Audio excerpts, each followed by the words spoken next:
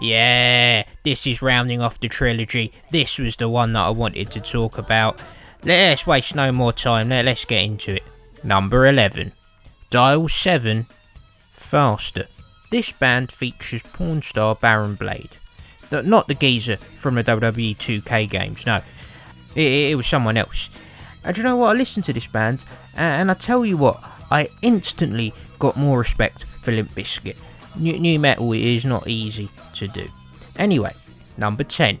Callie Rose's Difficult.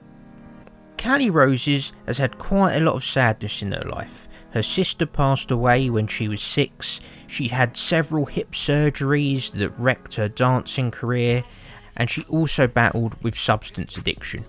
Sounds like a great recipe for a musician to me. She mostly releases tunes on SoundCloud, including the beautifully haunting spoken word piece Kisses on Your Tombstone, which would have made this list if it were longer. But I've picked the title track from her 2021 album, Difficult. In this song, Callie talks about how difficult life can be sometimes, and about the sad experiences she's gone through, in a very heartfelt, well-written song. The rest of the album, well, I mean, she's young, she can always get better, but this song's good. Number 9. Death in Vegas featuring Sasha Grey, Arise. Sasha Grey is a woman of many talents. She's been in both porn and non-porn films.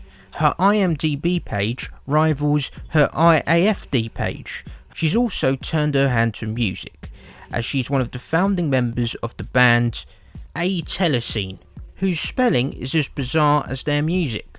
And she also collaborated with British band Death in Vegas on several songs off their 2016 album Transmission.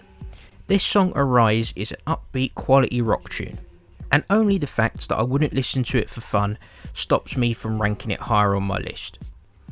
Number 8. Control by Tracy Lords. Yeah, it's the 90s. Yeah, this song was on a video game movie soundtrack. Yeah, that movie soundtrack was for the Mortal Kombat film. Of course it was. What a tune. This isn't really my kind of music, but I actually enjoyed listening to this. I wasn't even on coke.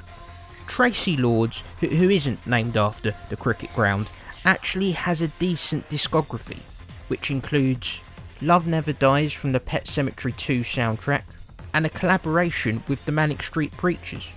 In 1995, she released an album, 1,000 Fires, and I've picked this song, Control, off that album. This is a quality dance banger. Defo check this out. Be careful checking out her films though, as when she started off doing porn, she lied about her age. So if you are going to watch her films, then search for her date of birth and make sure there's a copy of that day's newspaper in shot, and then cross-reference it. Anyway, it's a good song. Number 7. Shame on You by Marilyn Chambers. No, not the geezer from Home and Away. This is another Marilyn Chambers. The years 1969 to 1984 is known by porn historians as the Golden Age, and by British people, the UK TV Golden Age. Anyway, during this time, Marilyn Chambers was one of porn's biggest stars.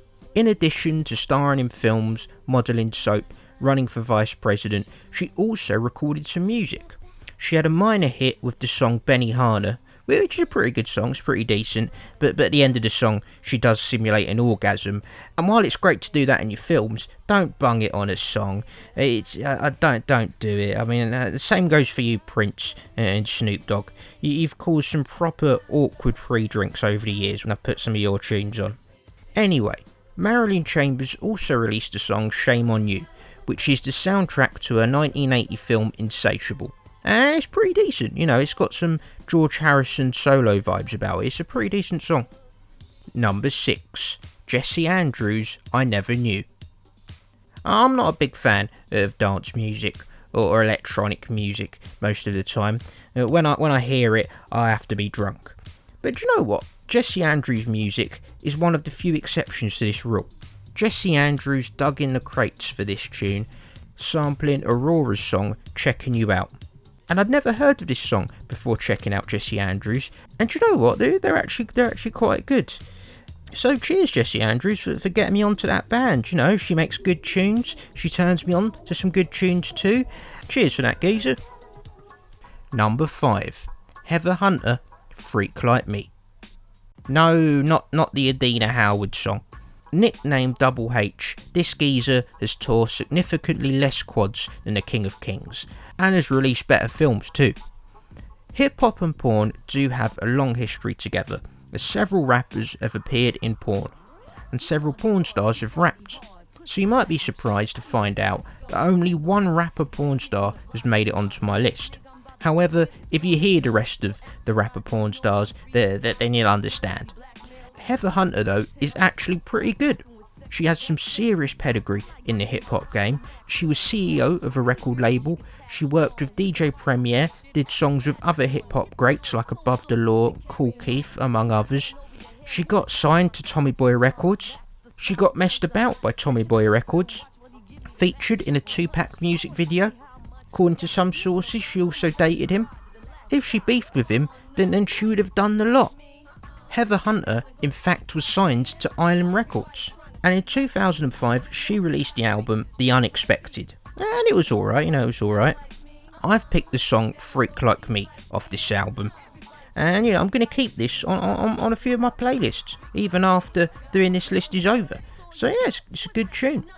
While I'm here, Heather Hunter also starred in her own animated series, Bulletproof Diva, was a dancer on Soul Train, and was also in Peep Show. No, not that one. But still, what a geezer. A bulletproof geezer. Number 4. Dennis Parker, Like an Eagle. What a tune. Load up the GTA Vice City. This is a banger. Dennis Parker, as well as being a porn star, was also in the soap opera The Edge of the Night from 1979 to 1984. And in 1979 released an album on Casablanca Records called Like an Eagle. It was produced with his partner at the time, Jack S. Morali, who was the geezer who created the Village People. So Dennis Parker was on the right track to being a success in music. And you know what, his music's actually pretty good. I've picked the song Like an Eagle, and yeah, it was a good song. But sadly, Dennis Parker died of an AIDS-related illness in 1984, so I suppose his bodily defences were like the Eagles. Number 3. Ayumi Anime, Everything I Need. Ayumi Anime is a Ukrainian porn star. I know, I was surprised too. Ayumi Anime is a Ukrainian Korean porn star with a degree in French, who can also speak English and Russian, and Ukrainian, I imagine. And in 2021 released the album Lessons. And having heard the album, the artwork does do a lot of the heavy lifting. It's not a great album. But her 2020 single, Everything I Need, is quality. It's a nice, chilled out quality song, and I hope she does more music like this. Number 2. Gina Valentina, Rendezvous. When I found out Ried had a song, I really wanted to put it on my list. Then I heard it. Then I also found out Skylar Nova had music too, and then I heard that. And then I heard Michelle Thorne had music as well, and you know what I'm going to say.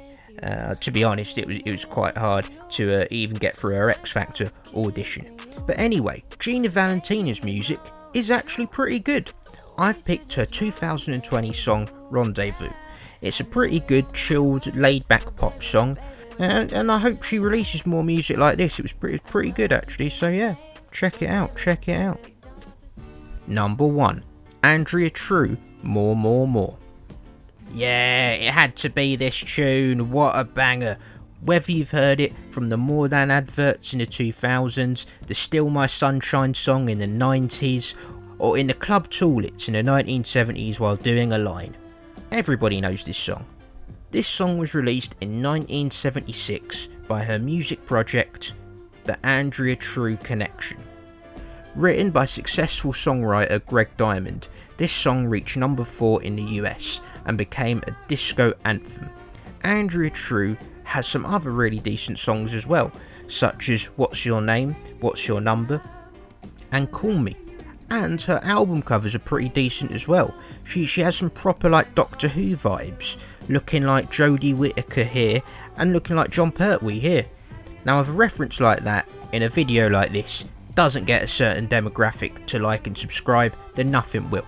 So if you don't like and subscribe, then go fuck yourself.